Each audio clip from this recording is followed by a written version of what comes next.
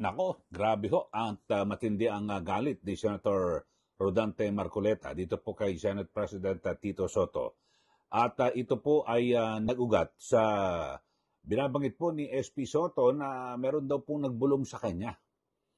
At na may nag-edit sa sworn statement o yung sinumpaang salaysay ng kontraktor, no? Mag-asawang kontraktor na Diskaya, si Curly at Sara Diskaya. At hindi po matanggap. Sabi ho ni Senator Marcoleta, hindi ko matanggap yan. Ganyan na kanyang paratang. Nagparatang, nagbintang ito pong si SP Soto na na-edit yung sworn statement ni Diskaya. At sabi po ay talagang pinipintasan po yung affidavit o statement at sinasabi talagang nagpapakita roho ng pagkabayas ito pong si SP Soto. At sa katunayan ay dapat nga ho ay manahimik ito pong si SP Soto, lalo na ho, 'di ba, yung pinag-uusapan itong mga Diskaya. Bakit ho? Kasi pamangkin niya ho yung kalaban sa politika ng mga Diskaya, ito pong si Mayor Vico Soto. At ang question nga ho ni Senator Marcoleta, bakit sa Congress, sa House of Representatives, ay pinayagan ito pong si Vico Soto na humarap sa pagdinig at wala namang binigay na na kung anong kumbaga sa wala namang state na na magtitestigo o magdidiin ebidensya laban po kay Diskaya, kundi nagbigay lang po ng pahayag at binira ito pong mga Diskaya na kanyang kalaban sa politika. Nagbigay lang po ng opinyon na ang kanyang pananaw na mali o hindi tama, hindi raw makatotohanan yung nilalaman ng sworn statement. So yun po, at talagang grabe ho, di ba, nung nakaraan ay nagkaroon po sila ng debate sa plenaryo diyan po sa Senado. Ito, sa kanyang palatuntunan sa television, ito pong si Senator Marcoleta, talagang ibinuhos niya po yung inis at galit dito kay Senator Soto, ng bagong presidente po ng Senado. Pakinggan ho natin. Ito, medyo mahaba-haba ito pero malalaman po ang binabanggit ni Senator Rodante Marcoleta hinggil sa kanyang pagkainis at sama ng loob dahil sa yung mga paratang po ni Senate President Soto na inedit daw yung sworn statement. Ito, panoorin at pakinggan niyo ho, mga kababayan, itong pahayag ni Senator Rodante Marcoleta. Sinasabi ng aming bagong Senate President, meron daw nagbulong sa kanya na inedit daw yung sworn statement. Isa pa yun. Ito ang medyo, medyo mabigat na tanggapin yung pagpaparatang na gano'n. May bumulong daw na taga Blue Ribbon Committee. Paano kaya kung malaman niya ang katotohanan na hindi naman alam nung Blue Ribbon Committee na mayroong sworn statement na lalabas nung araw na yon. Yung sworn statement na yon, direktang ibinigay sa akin. Hindi alam ng Blue Ribbon Committee. Paano mong sasabihin na inedit? Sino mag-e-edit? Diretsong pumunta sa akin. Yun pa. Ako nag-edit.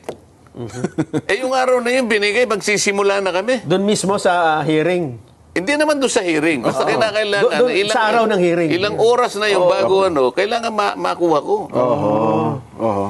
O pagkatapos sasabihin nila, merong nag-edit.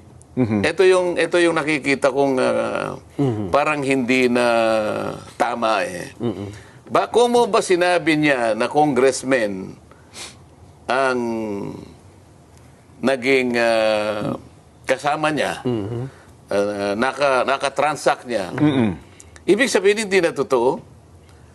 Kung mabawalas ang sinabi na senador, hindi na totoo yung sinabi niya? Doon sa House of Representatives, kung titingnan ninyo, ang pinaniwalaan naman nila, ang gustong papaniwalain, yung sinasabi naman nung Bryce Hernandez na pumunta naman sa amin. Nakikita mo, sinasabi nila na hindi kanya totoo yung sworn statement ng mga Diskaya. Bakit nila pinresent yung Mayor Vico ng Pasig? Hindi ba dahil sa kalaban niya yon? Ano naman nung aming presidente na Senado ngayon, yung Vico Soto? Hindi ba pamangkin niya? Pamangkin, yes po. O di may politika dito, hindi ba? Kaya mo lang ba sinasabi, kaya mo dinidiminish yung value nung Diskaya. sworn statement na yon dahil kalaban siya ng pamangkin mo sa politika. Kung ako siguro, dapat hindi ako magkukomment sa bahagi na yun Opo.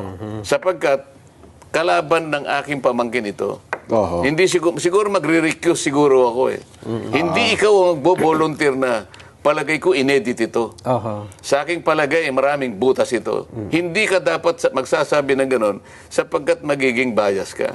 Dahil kalaban niya ng pamangkin mo. Sa politika. Itingnan mo na lang.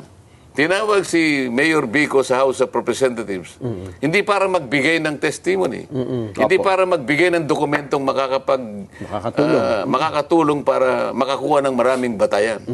Nagsabi siya ng opinion niya Tungkol sa mga diskaya. na sinungaling ang mga taong ito. Yes, opo. Ang opinion ba'y tinatanggap sa pagdinig? Oho. Opinion mo yun Sa bawat pagdinig, mapakorte man o ibang quasi-tribunal, quasi-judicial tribunal, ang opinion, dinabaliwala. Hindi tinatanggap ang opinion. Bakit kinakailangan siyang magpahayag ng opinion doon? Oho. O pagkatapos, hinahanap ko yung Bryce Hernandez. Kasi pinahiram sa House of Representatives at doon ay tumistigo. O ba't hindi na sinuli? Opo. Tinanong ko yun. Sabi ko, Mr. President, bakit hindi sinuli sa atin? Hindi ba? Ito yung sulat mo. Babasahin ko sa'yo. Opo. Oo. Paihiram ko sa inyo. Sabi niya, pero pagkatapos ng hearing ninyo, ibalik ninyo ng madali. Opo. Ligtas dito sa Senate. O ba't pinanatili mo ka ako sa Quezon City QCPD? Sa Krami. Sa Krami. Sa Krami. Detention Center. Opo. Sa Krami. Bakit Custodial ganun? Center. Nag-request sa akin si Speaker. Teka muna. Opo. Yun na yung napanood namin na nagkaroon ng viral ngayon sa social media. Bakit pag na-request ni Speaker, sabi ko, sumusunod ka sa Speaker? Pero yun naman daw po kasi siya, na-request ng Bryce sa Kongreso. So bilang puno ng Kongreso, siya naman ata... Sino ba ang dapat magpasya kung saan siya madidetain? Yung na-contempt? O yung otoridad na nag-contempt? Yung nag-contempt. Kayo, nakastanding yung contempt order ng Senado. Hindi ka pwedeng mamili kasi ikaw ay nasa legal custody ng Senate. Nanganganib daw po siya doon, Sen. Kaya kapag hindi mo siya sinuli, binibigyan mo ng credential sinasabi niya. Ayun. Sa mga tweet, sabi ko, ang hindi ko kayang tanggapin, kaya hindi mo siya masoli dito, naniwala ka na nanganganib siya dito sa Senado. Tatanggapin ba natin yan? Tayo, Senado, hindi natin kayang proteksyonan. Opo. Ito ngayon ang problema. Sabi ko, medyo madidisgrasya ang integridad ng ating inquiry dito pag gaganyan. Bakit ayaw mo siyang bigyan ng witness protection program at kinakailangang magsoli? Bakit si Hernandez, hindi mo siya sinabihan na magsoli ng perang katakot-takot na halos bilyon-bilyon ang ipinatalo? Mas malaki pala ang pera din nun, ha? Bakit ganun? Oho. Ang daming sasakyan din nun. Nakikita nyo ba ang pagkakaiba ngayon? Pagka nandun sa House of Representatives, kagyat na bibigyan ng witness protection kahit hindi siya magsoli. Kaya diskaya, kailangan magsoli ka muna. Tingnan po ninyo ang pagkakaiba. Yun, napakinggan nyo naman mga kababayan. At sabi nga nagtataka itong si Senator Marcoleta, parang bakit yung parang merong pagkiling halimbawa, katulad rito kay Bryce Hernandez.